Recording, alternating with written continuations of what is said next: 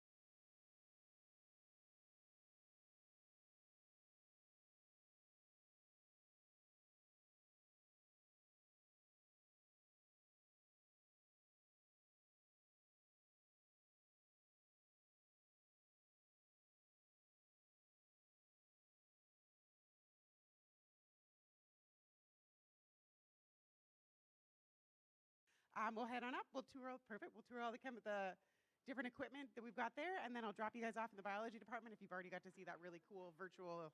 I can't remember what it's called now. We can do that. But for anybody who'd like to join me, if you guys would like to do a tour of the chemistry lab, you absolutely can.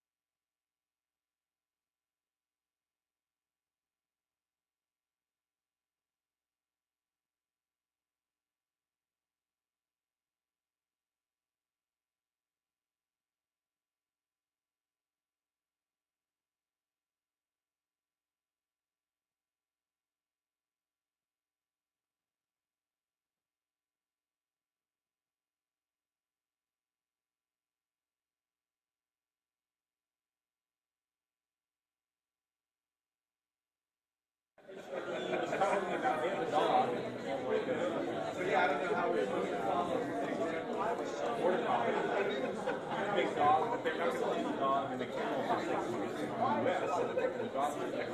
And apparently, he was telling me it was so difficult just to move for a short period of time because every country has different regulations and a quarantine cycles in England are different than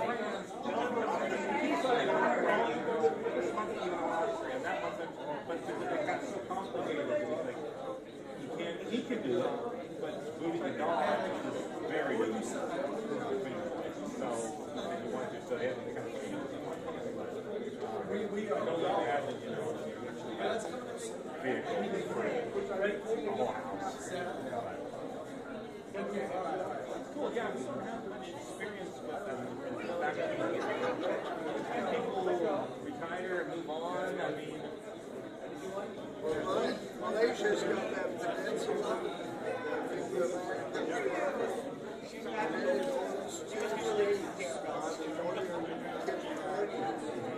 Sarawak and Sabah, which is very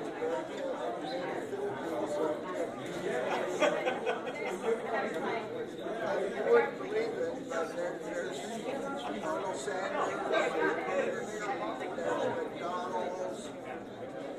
You can't really pick a place where there is an American restaurant. Maybe Papua New Guinea. yeah, maybe, right. I've seen it grow over the years. The Portuguese and the Chinese as well business. They just love to kayak in these places and be first in their town to have it.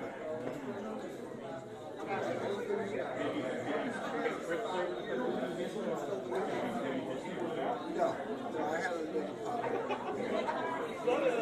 I went to Bali because that's not too far away from South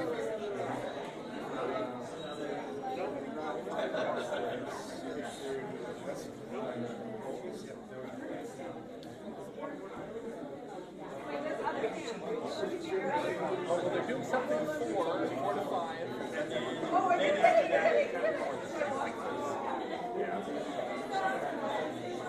What have you been doing with your retired time? Oh, okay.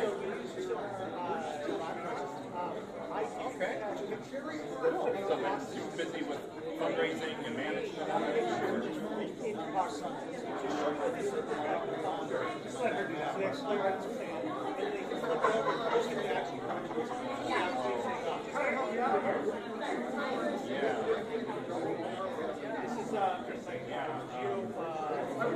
We've been doing that for a number of years.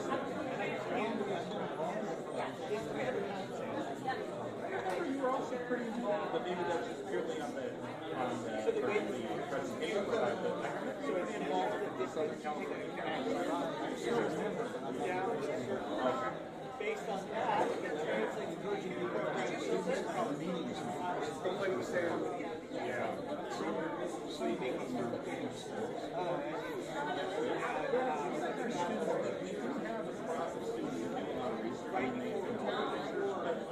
I think they mostly target like the student research conference here, which is good, but I don't think they go out outside and it could be great for their exposure. You know, when you go to those external, this is kind of an in-house experience. Then your eyes really open up. It's very student friendly. My students one time, I remember sitting over there. It's usually master students. That's why we wanted to narrow it down. Good job with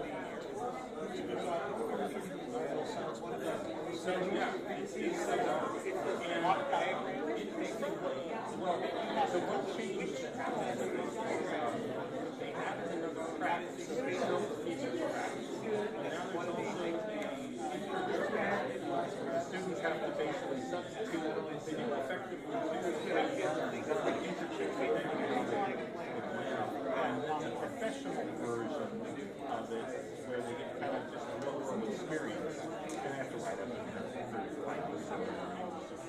So that's been an expansion phase of the program. They got that plan about 5 years ago. But that really helped sustain it because it's hard to find faculty with, you know, 20 students. There's only a few faculty, so many faculty around. It's hard to find faculty to sustain it. Well, internships, the faculty are doing internships. They're externally registered to the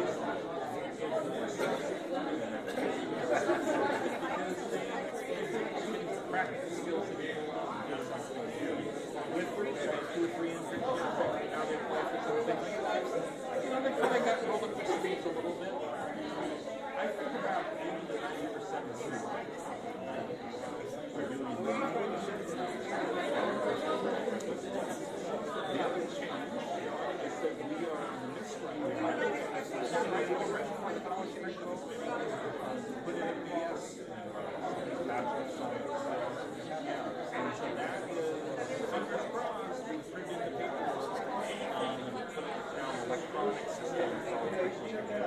So it's not and it's been approved by the chancellor's office of the master plan. So now what's materializes, they don't have a plus and an MS. Presumably, they could be applied to yeah, that was so many years ago. You take your sabbatical.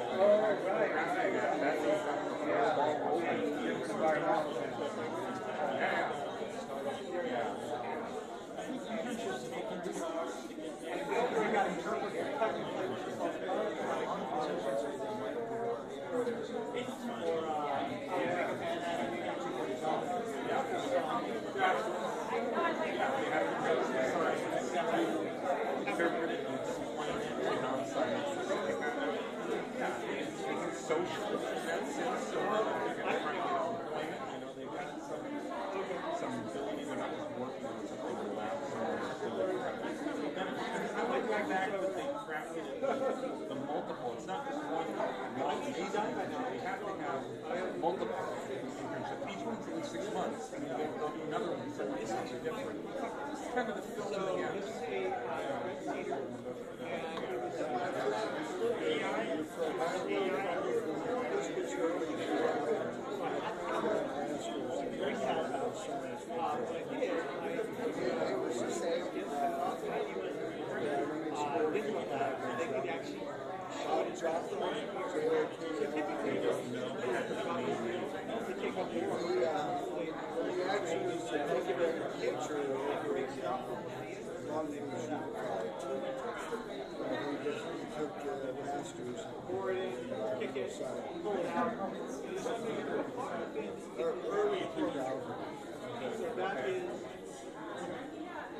He's my age. We're graduating soon. So did you start? I transferred from Elton. I went there Morningside High School in Tassus.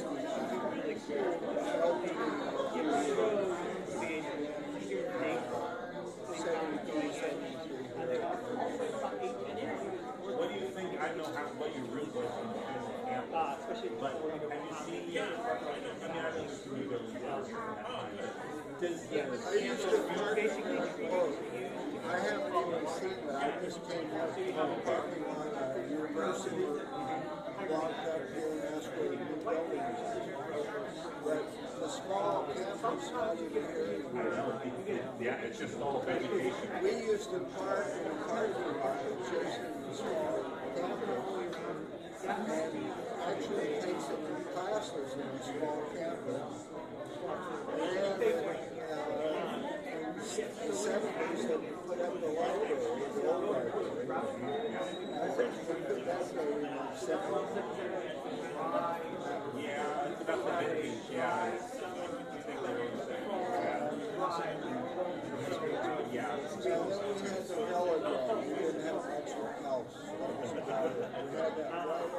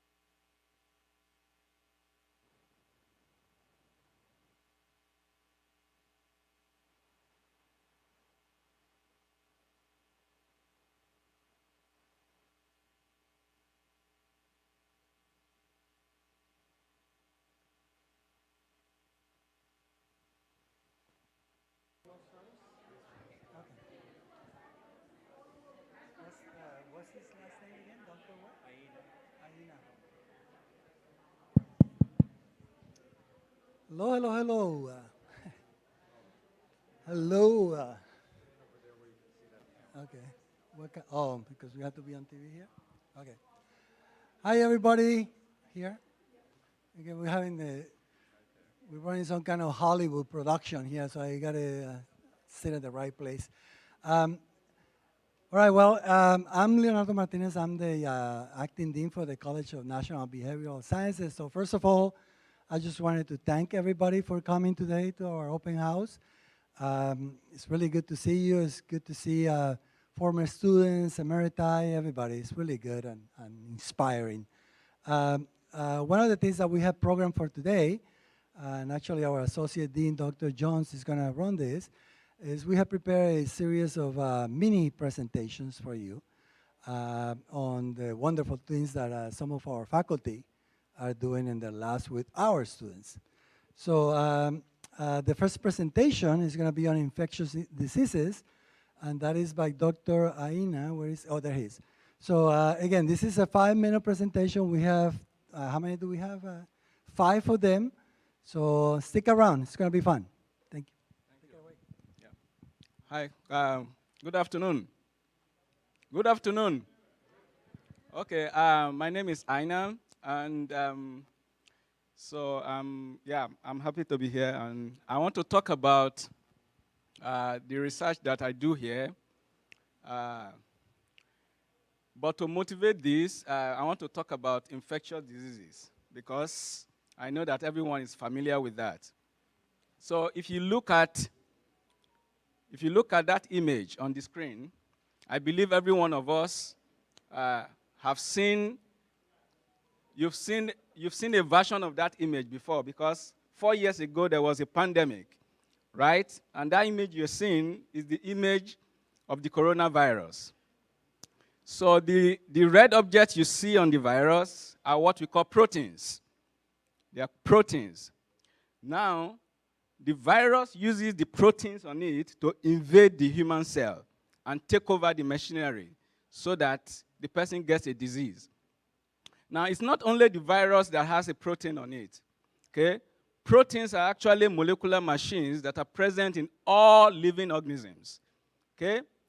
And every living organism has a protein that performs some functions, okay? Now, for infectious diseases, COVID is not the only infectious disease. There are diseases like the flu, the normal flu. So those are infectious diseases. Now, to combat these diseases or to try to address them, you get some vaccination. And what is the component of that vaccination? The component of the vaccination is actually a part of the protein from the virus that is designed, okay, so that they can use it to train some soldiers that are already in your body. So we call those soldiers antibodies, okay? So that the next time the virus tries to attack you, your system soldiers, the antibodies, can recognize an attack, okay? So knowing this, then I can now talk about my research. Next slide. So I am interested in neurodegenerative diseases, okay? So these are diseases that affect the nervous system, okay, including the brain. Now, remember I told you it's not only the virus that has proteins. Every living organism has proteins, including your plants, including, the food that you eat. Everything has proteins. Now, in our brain, we have proteins, okay? So many diseases, okay, such as neurodegenerative diseases, okay, which affect the brain, they are as a result of some proteins going bad, okay? Normally, these proteins are supposed to perform some important functions, but things can go wrong, and then you get a disease like Alzheimer's or Parkinson's, okay? So my research, so the thing is, how do I connect this to the infectious disease that you're familiar with? So it turns out that if the proteins that are present in your brain goes bad, it's not different from when you have an external protein from a virus that is problematic going inside of you, okay? Even though your proteins are supposed to function properly, once they go bad, it's not different from something invading you, okay?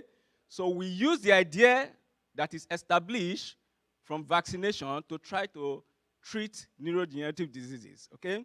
So in my lab, what I try to do is to design new proteins that have never been seen in nature, okay, capable of training our soldiers, antibodies, to fight neurodegenerative diseases. And I do this using established principles of physics, okay, and emerging technologies in artificial intelligence, okay, and powerful computing machines.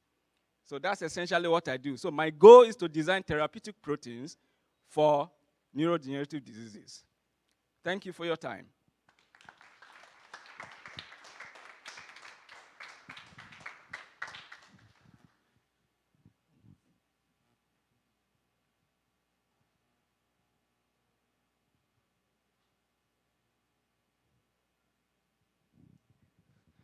Okay, I'll welcome our next speaker, Dr. Bono. Hi, everybody. Thanks for being here and hearing all the wonderful stuff we're doing. I'm supposed to look, am I good here? All right. All right, let me share a little bit about the research I'm doing related to social emotional learning. What I'm trying to do is establish ways to build character organically through social relationships and communicating and sort of taking a chance on each other. And so I'm going to share some of the high school intervention research that I've been doing around gratitude practices. So a quick rundown on the psychology of gratitude. What is it? You know, it seems simple at first, but if you really think about it, we can be grateful for many things. And so, you know, in one way, it's about recognizing something positive or a positive person, a benefactor. But you could also just acknowledge or respond positively for these things, these gifts, and these positive people in our lives. So anyway, there's many ways to experience it, but some of the things that have fascinated me about it is that I believe that character can be practiced in natural ways. And so when we look at the research on gratitude, there's a theory that it serves a moral purpose. One is a moral barometer. So when we experience gratitude, it's telling us this is an important thing or an important person. Pay attention and make sure that you make your decisions differently around this maybe in the future. So I have some bullet animations, so I'm gonna put you to work, Matt. A second function, moral function, is it serves as a moral reinforcer, and teachers can really understand this part of it. When somebody is thankful, when a student is thankful, what that does is it rewards the benefactor. It reinforces them from doing something kind again, right? Like if you've ever felt burned out, you know, it just takes one student who felt like you really impacted them, and hearing that, you know, can recharge you. That's what gratitude can do as a moral reinforcer. And then thirdly, it's also a moral motivator, and this is interesting because it could be done reciprocally. When you are grateful for a benefactor's help, not only are you more likely to help the benefactor in return, but you could pass it on to other people so it could spread. So anyway, there's various moral functions like this. Next. And so one of the things that I was curious about is, well, how do we practice gratitude in a way that's impactful on mental health? And so I looked at some of the research, and one of the randomized controlled trials by Marty Seligman and others found that actually thanking other people through what's called a gratitude visit, thanking people who have been significant benefactors in your life, is one of the most powerful forms of practice. There's recent research showing that we have biases against thanking others. So we got to sort of overcome those biases. We think it's going to be awkward and it's not going to matter to others, and so we just don't do it. So anyway, that's what I was saying there. And then research by Sonia Lieber-Mirsky over at UC Riverside finds that, just like diets, there's no one-size-fits-all. What you want to do is have a sustainable approach and mix up the practices in ways that are enjoyable and intrinsically motivating.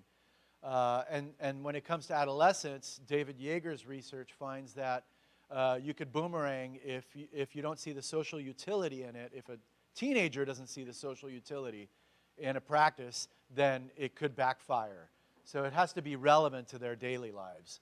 So that's what I wanted to figure out. How do we make gratitude relevant to teenagers' daily lives? So I published this thanks curriculum for teens and tweens. You could just search, Google it, thanks curriculum, published by the Greater Good Science Center at UC Berkeley. And then I used the science of gratitude through my curriculum. And then I teamed up with this nonprofit, Give Thanks, which is like a social media app that allows people to thank, but it's done privately. So you could thank people, and they could thank you back, and you could then graph out the thank yous you give and receive and reflect on that, which can give adolescents some interesting insights for reflecting. So this was essentially the intervention that I tried out, understanding why gratitude matters and how to do it, and then giving them a way to practice it authentically through this app. Next. Anyway, so there's our sample, but to leave some time for the good stuff, I'm going to move on. But it was basically 2 high schools in Oakland, very similar demographically to our university. And next, you can see some of the results of this 6-week intervention that basically so we had control classrooms that did not use the intervention for 6 weeks. And then we had the experimental classes that did use the curriculum and the app for 6 weeks. And then we did a pre and post comparison. And you could see these are all the significant effects we found. So anyway, basically, just about every indicator of well-being, whether it's your positive or negative moods, seem to improve. But something that has not been found in research to this point is a gratitude intervention that not taught by psychologists, just teachers in the classroom using this resource.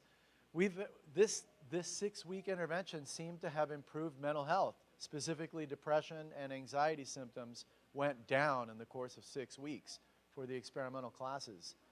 Anyway, it's first evidence that I've seen about mental health benefits just with a gratitude practice intervention, right? Anyway, these are sort of small to see. I'm welcome to, you're welcome to, if you're interested, I'm happy to share. But, students can thank the teacher. They can thank other peers.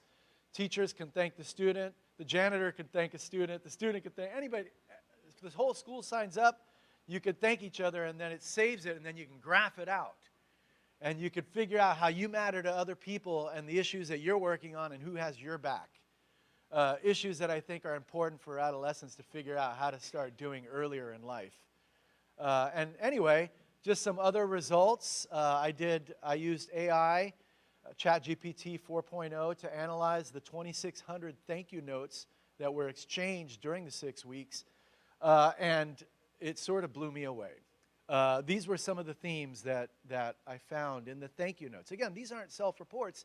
These were natural thank yous when you felt comfortable sending a thanks on your own time and in your own terms.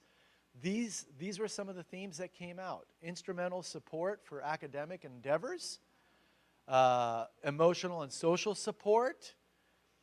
There were 5 themes total. The third was norms of positive influence and encouragement, norms of leadership and taking initiative. So, the higher achievers are also supported by thanking.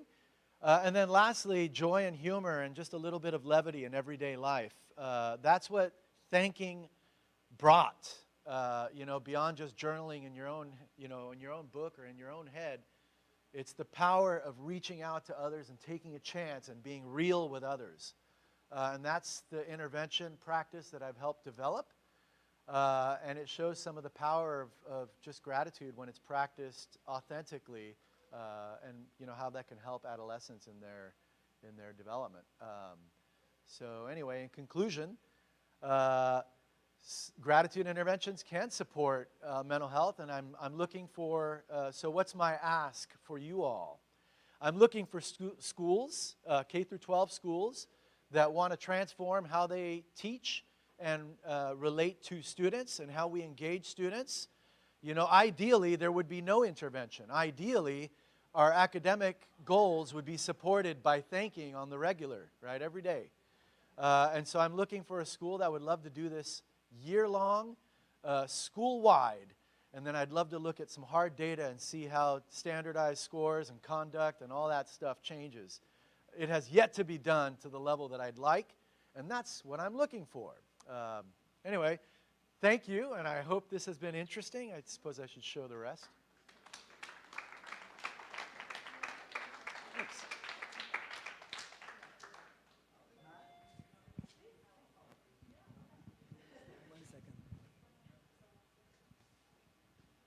I'm sorry to interrupt the show today, but today we have a distinguished guest, former student here, an alum from the physics department, and now he's the mayor of the city of Hawthorne. So, Alex, will you come here and say hi to people?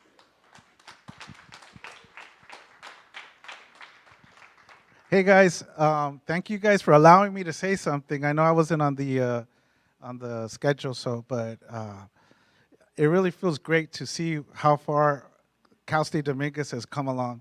Let me tell you, I spent a good 5-6 years here, and I used to study on the 4th floor. We used to go to the cafeteria when it was over there in the small college area. Things have changed so much, and you guys are blessed with all the technology that you have right now. What Cal State Dominguez Hills did for me was taught me the discipline to be able to do a lot of things in my life. Not just science, but in other areas that I was interested in. I received my bachelor's in physics here at Cal State Dominguez, and I received my, I continued at Cal State Long Beach for my master's. And I worked at Raytheon for about 9 years as a physics engineers, and then I worked at L3 Communications also as well for about 4 years. And now my day job, I know he said mayor and all this stuff, but my day job is teaching math and science to incarcerated adults in the county jails. So that's what I do, and I love that job. And but Dominguez Hills prepared me with the discipline to be able to do that. Yes, you're right, be a mayor. And then I also I'm a assistant part-time professor at El Camino in the physics department. So I get to do a lot of things, but it just feels good to be back. I see a lot of you guys are all excited, bright. Take advantage of all the resources. I had the choice to either go here or UCLA. I decided to come here because I know I was going to be not just the number, but be paid special attention to. I was able to work with the professors, build a relationship with them, and I was very excited. They found internships for me very easily because, we were the small focus for them, as opposed, like to say, being just a number. And so I think you guys are blessed. Take advantage of that. You got great teachers. You guys are expanding your programs. That's what I'm seeing. And man, I remember when I started physics in 1989. Jesus Christ. That still look okay though, right? It was a BA. It was a Bachelor's of Arts. I went to Cal Poly Pomona and I said, oh man, I wish I was back at Dominguez.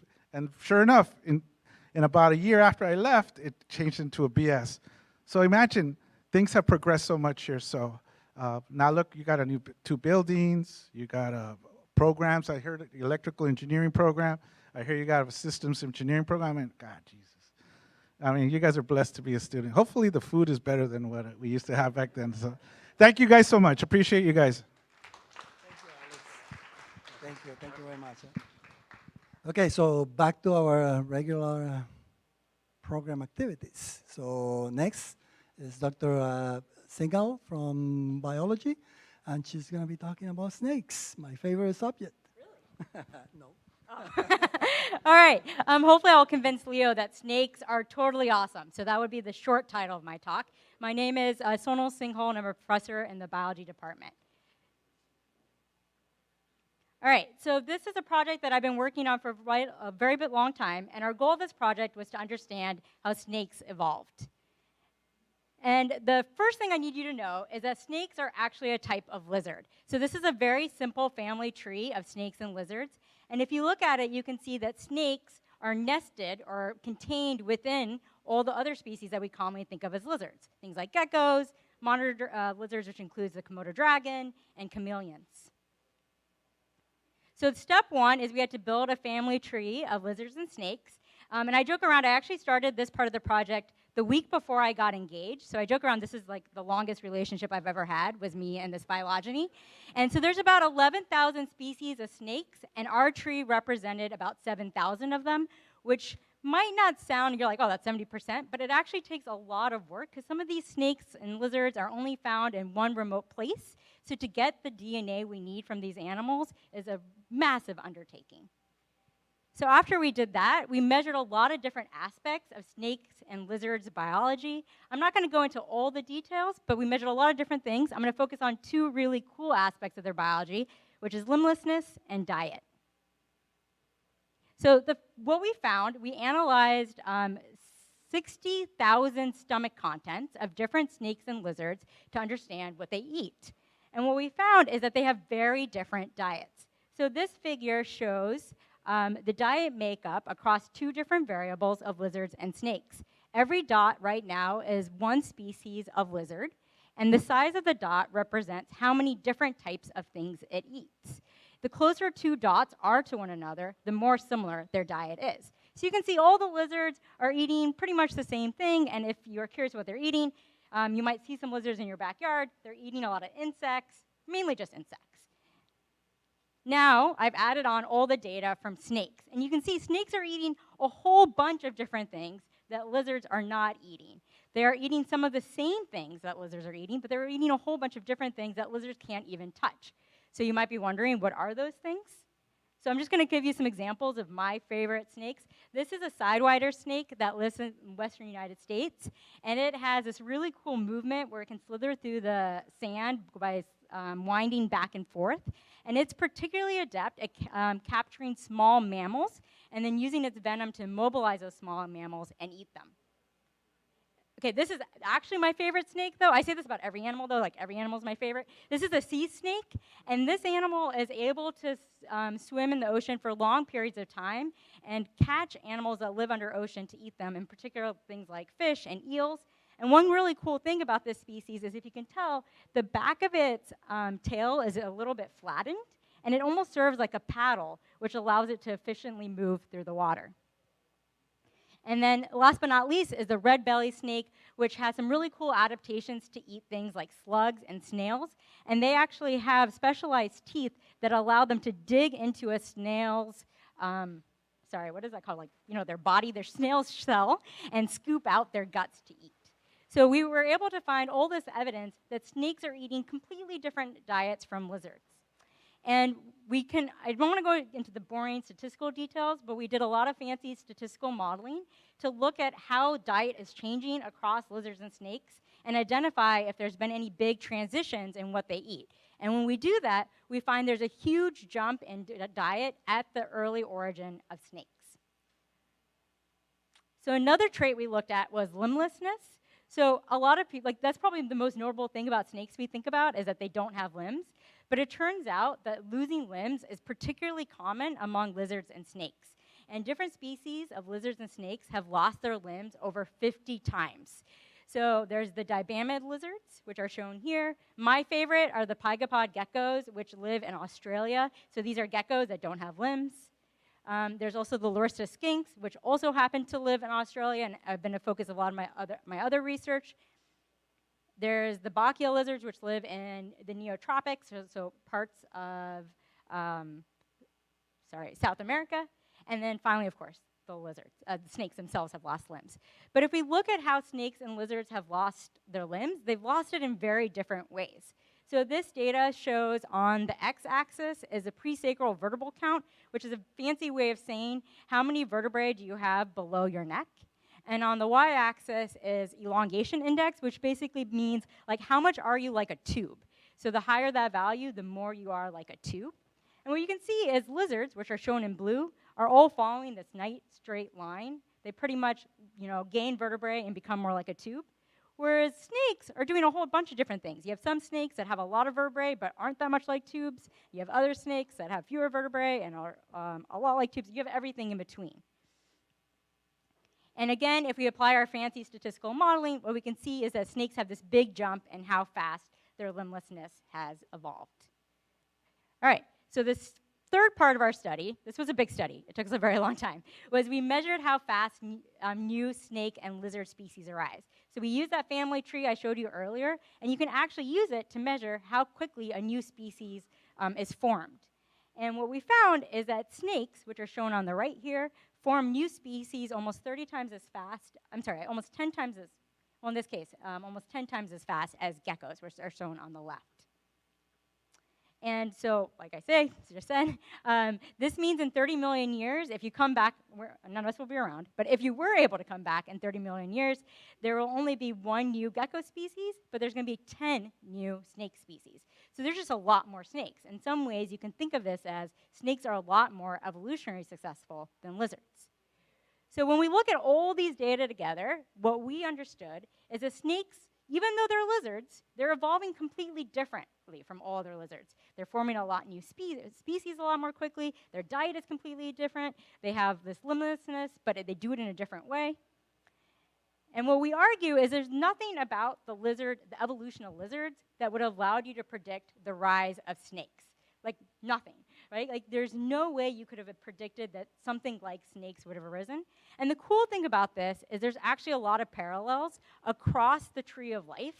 Something like a bat, right? There's no way we could have predicted the rise of bats, or there's no way we could have predicted the rise of flowering plants or angiosperms.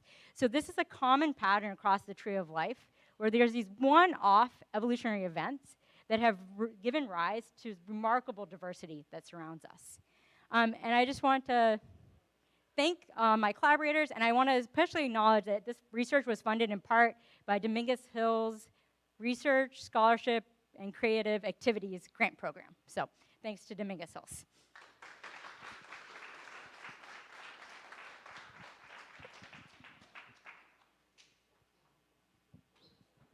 Okay, next we'll have Dr. Pong.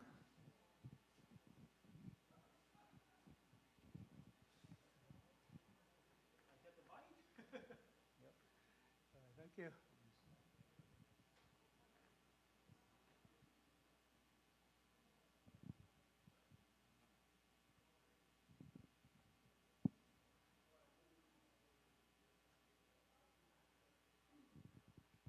Hello, everyone.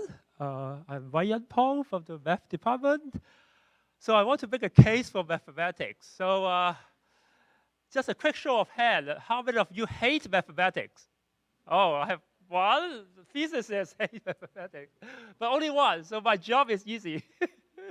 All right. Okay, so I want to say something about math. So math is useful. I mean, we just saw biologists use a lot of math, right? That's graph, data, and so on. I think all the departments in CNBS need math at some point. So long story short, math works, okay?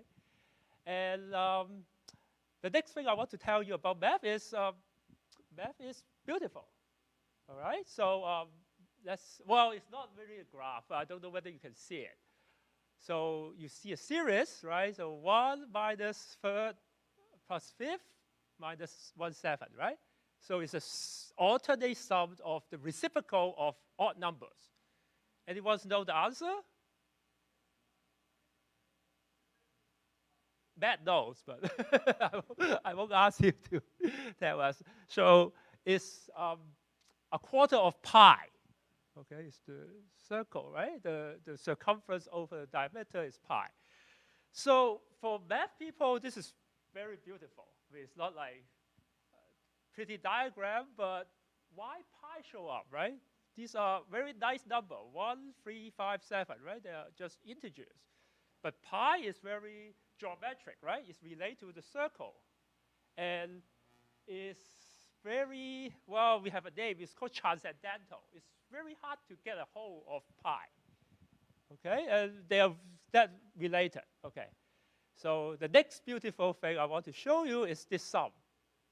So this is a sum of the reciprocals of the square. So 1/4 plus 1/9, and so on. Okay, so any guess? So this number is roughly 1.5, but again, it's related to pi. So this number is pi squared over 6. Pi again show up, okay? And the next identity I want to show you is this. So you can see this is a generalization of the previous one. Right? The previous that all have 2s, and now I replace it by a formula, by a variable s. So this has, so the left side is a infinite sum, and the right side is an infinite product, okay? And how on earth they're related? So they're related by something that all of you know.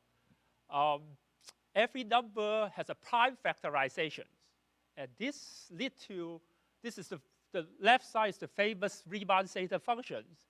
And so this is actually how Euler have this lead us to the study of prime. And I want to say one more thing about this, right? The first identity people here learn from calculus. We taught all these things. So the second identity, we learned it from complex analysis, also a math class. And the third one, we did it in the number theory class. Okay, all right.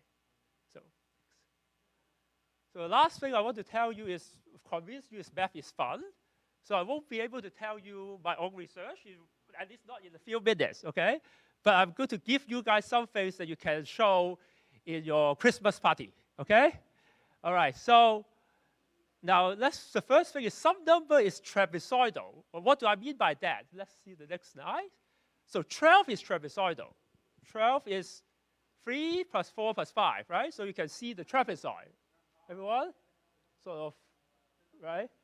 Not really trapezoid, but, you know, sort of the left side, right? But some are not, okay? So for example, number 8. You can't write number 8 as a sum of consecutive numbers, right? You can 4 plus 4, but they're not consecutive, right? Everyone get this? So the first thing to ask is, well, which numbers are trapezoid? All right? So let's give it a try, right? So the first two cannot, right? 1 is 1, 2 is 1 plus 1, so it's not a sum of consecutive. But 3 we can, right? 3 we can. How about 4? Can we? Can we do that? No. 4 you can't. 5? 5 is 2 plus 3, right? How about 6? Anyone? 1, 2, 3, right? Okay. 7? Consecutive. 3 plus 4. Yes, good. 8? No, you can't, right? Think about it. Think about it. You can't, right? 9? 4, 5, and 2, 3, and 4, right? So more than one way. Okay, good. And then the rest you can see, right? So we can see, you can play this game, right? Think about it, right? These are all the sum. And then the next one. All right, so now, hold on. If you see this, do you have a guess? Do you know which ones are trapezoid and which ones are not? Any guess? So 1, 2, 4, 8, and 16, you can't, right? So the guess would be everything you can except the powers of 2, right? So this is a very typical way of doing math, right? You get the questions, and you just try a few things. And then you formulate a guess. So conjecture is a math way to say an educated guess, all right? So the next thing is, let me tell you how, okay? Why, right? That's the thing that mathematicians always want to know. Why, right? You observe this. Can I show you that everything other than the powers of 2s are sum of consecutive integers, okay? So we can have this, right? So if you have more time, I will ask you guys, but let's just pick one. 45 is nothing special, but just not a power of 2, okay? So give me a factor of 45, right? For example, we can take 15, okay? 15 is an odd factor of 45, right? 15 divided 45. So now, hold on. This is the trick, okay? Think about how can I sum to 0 with 15 consecutive integers. I have 15 consecutive integers, but the sum is 0. What are they? So you need to use some negative numbers, right? So these are those. There's only one way to write 0 as a sum of consecutive. 15 consecutive, right? Here are 15 numbers, right? 7 times 2 is 14 plus 0, right? So now 45 divided by 15 is 3, right? 3 is the quotient. So let's write 15 3 here. Okay, so what's 15 3 sum to? Sum to 45, right? Sum to 45, the next slide. Okay, so now you add vertically. Right, 0 plus 45 is 45. Well, you add vertically. Now you have some negative numbers, right? But then the next, you cancel some. Now you get it. So 45 is 5 all the way up to 10, right? So this is proof. Nothing special about 45, nothing special about 15. You can do it for any number that has an odd factor other than 1. And so this shows that every numbers that other than the powers of 2s are the sum of consecutive integers, are trapezoidal. Okay? All right, so this is the table, and then in fact I show a little bit more, right? So you can use 3 as the odd factor. So 3 try to sum to 0 with 3 numbers, right? So -1, 0, 1, right? Everyone? That's the only way to write 0 as a sum of 3 consecutive numbers. And then the 15 now is the quotients, right? So if you add 15 to -1, 0, and 1, then you get 14, 15, and 16, right? 14 plus 15 plus 16 is 45. So this tells you that every odd factors of the number give you a way of writing it as a trapezoid. Okay, so the next slide just tells you 45 has that many ways of writing it as a sum of consecutive. All right, so this is just the beginning of something. I mean, if you're interested, we can talk about it afterwards. All right, so this is the same. And then the last two slides I want to say is in mathematics, we always, well, very often we use geometric intuitions, like visualize things, okay? So here's the challenge, right? So I have a number, right? That's not a power of 2. So in other words, the number can be written as a rectangle, right? With an odd side. So 45 is like 15 3 rows, right? So now what do I have? I have 18 here, right? So how can you turn, think for a second, how can you turn this rectangle into a trapezoid? All right? So the next thing, well, you can label this, and then you turn. You just flip it over. Everyone, you see that? You break in the middle, and then go like a stair, right? And then you flip it over. Now that's one catch, right? Usually the geometric intuitions doesn't always give you all the cases. So what happens if the side is too short, right? So the next two slides, yes. Then, well, you just look at it the other way. So this time is also a trapezoid, right? But instead of the parallel side here, it's here. Everyone? So you also get a trapezoid this way. All right? All right, so I guess I'm done. Thank you.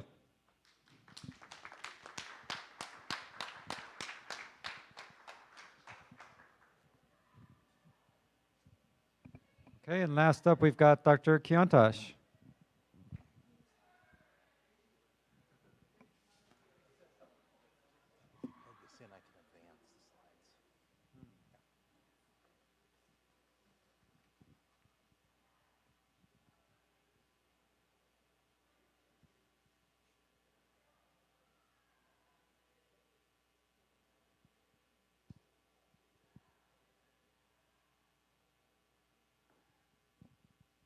Okay.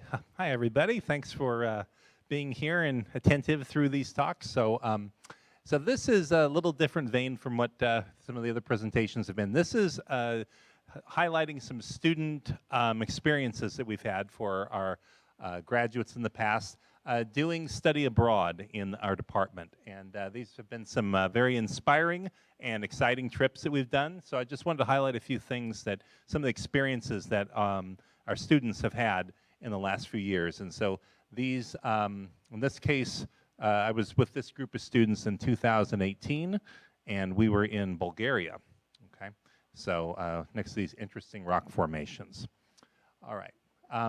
So the class is actually the study abroad opportunities that we did were for 5 years apart in Bulgaria before the pandemic and after.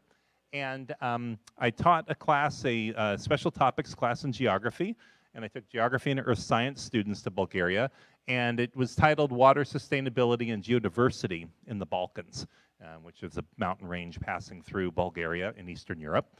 And so we focused on the physical geographic features that we would find examples of in those places to study, you know, parallels to what we might find in California or other parts of the world, and then also learn about the culture there. And the concepts of geodiversity, that is, what examples of the natural world are present that are unique enough that deserve protection. Some things are very common that we find in the natural world, you know, boulders all over the place. Other things are quite rare. And so we looked for examples of these sort of phenomena in Bulgaria. And this course was offered both times in collaboration with a overseas provider known as Stone and Compass, and that, interestingly, that company was founded by a CSUDH alumnus named Rob Goodwin. I actually had him as a student in my class years ago.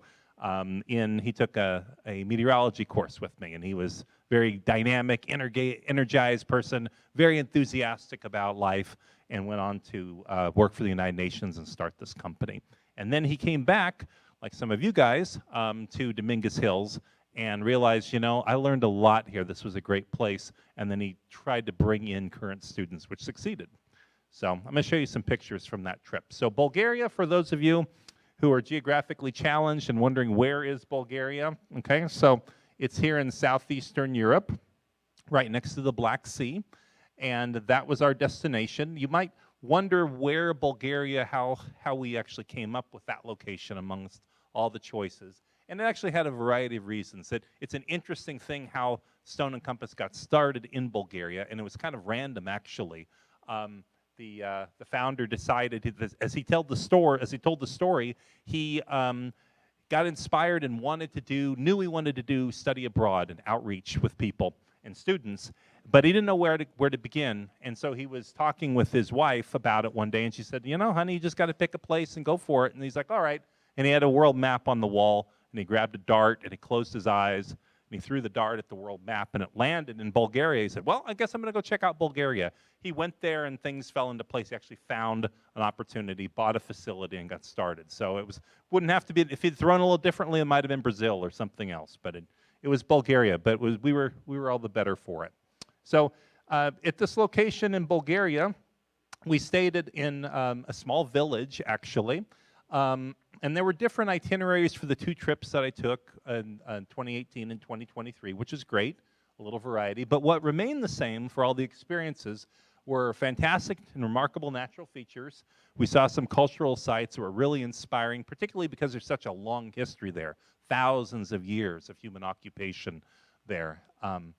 we had fantastic, very reliable transportation, translators, everything as soon as we landed were taken care of for us, which is very comforting for students.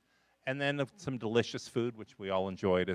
Ultimately, it was a real high impact educational practice for the students who got to go and participated. So this was our travels around Bulgaria.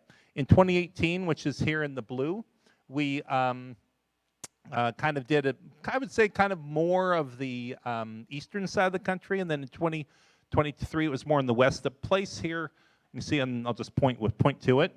Right here, where that star is, it was our headquarters, right kind of in the center of the country. It's a small village in this area called Stolat. Okay, but we made excursions first around the capital, Sofia, which once was a Roman city. And it has a long history. We learned a little bit about the culture. That wasn't the purpose, obviously, of us going for a geographic focus and an earth science focus, but once we were there, we were going to take it in. There were some fantastic mineral baths in the city, which were quite interesting. So we toured around Sofia. We then went and saw a really spectacular natural feature known as Devitashka Cave. It's this huge cave with these impressive skylights, probably the cave complex, just to give you a scale, I'd say it was at least twice the length of this building. So it was enormous with these huge arching natural skylights in it. The height of it is, they're probably 100 or so feet up. Apparently there have been some Hollywood movies filmed at this location, but it is quite remarkable. So we looked at that as well as its colony. It has like 30,000 bats living in it. So we could look back into the darkness and sort of smell the bats, but we didn't see them. They're protected. We also did whitewater rafting, okay, because why not, right? But it's also, these sorts of things I think are very important when we talk about natural features. There are merits to natural features that they have a financial and they also have a social benefit that isn't just measured on with hydroelectric potential or how much water can you pump out for agriculture. There's other benefits. And so this was a particular river in the draining out of the Pirin Mountains we went to. This was in 2023. The student on the back right, I don't know if Dawn is still here. I was talking with, there she is. Okay, so she was one of the participants in Bulgaria, so I'm glad to see that she made it tonight. And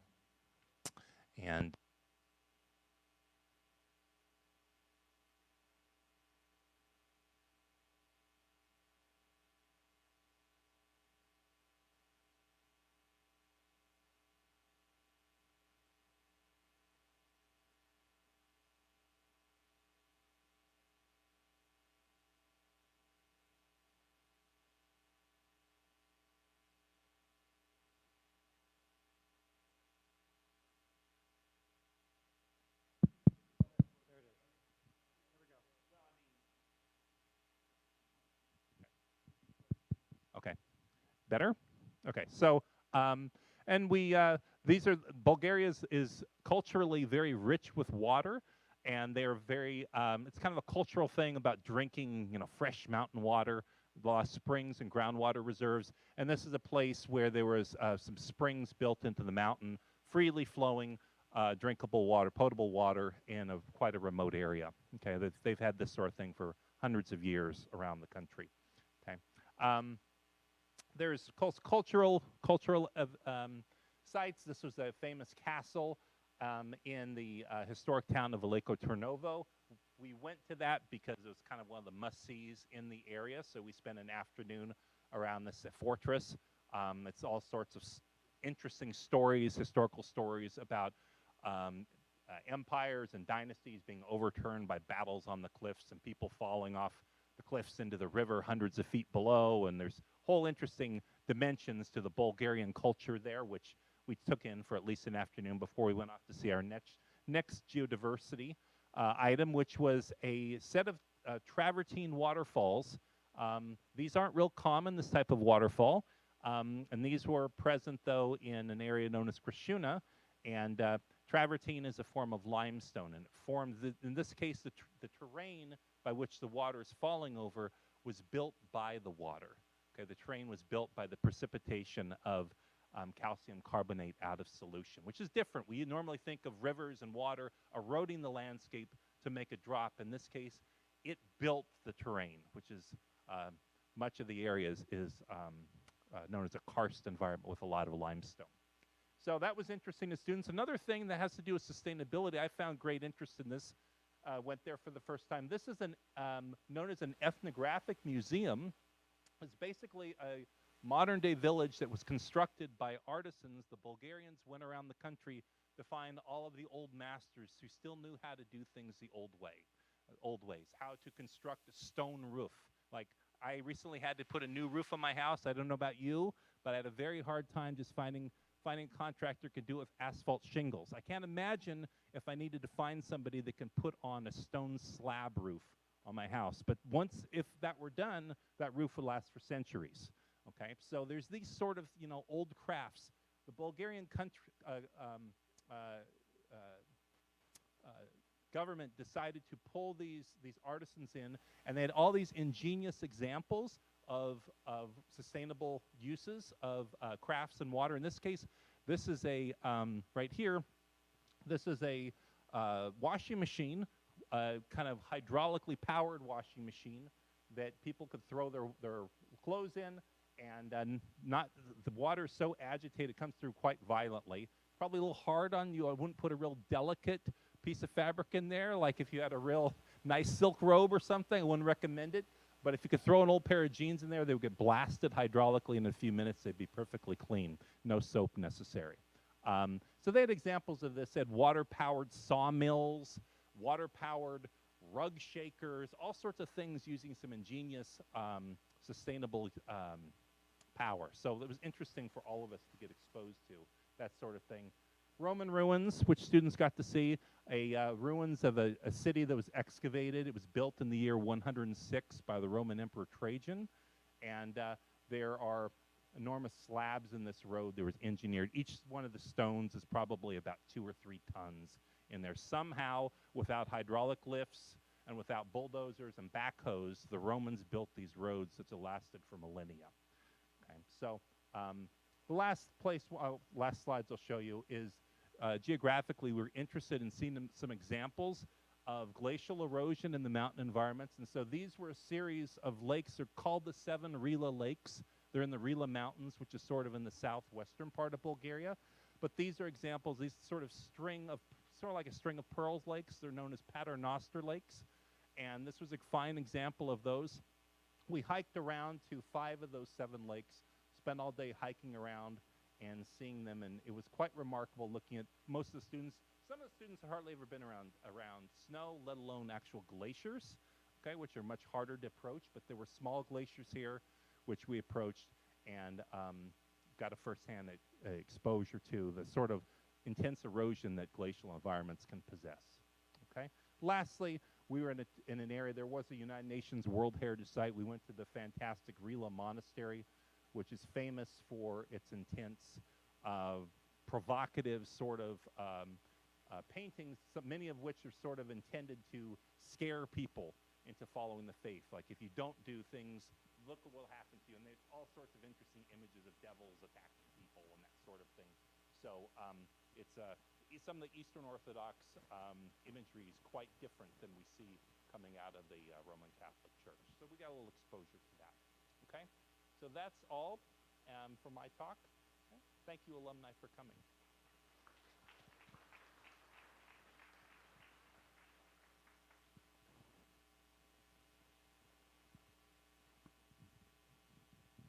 Yep, so that concludes all of our talks. So feel free to continue if you haven't checked out the posters and the tables. There's also tours of the upstairs. If you haven't done that, I would encourage you to do so. Thank you.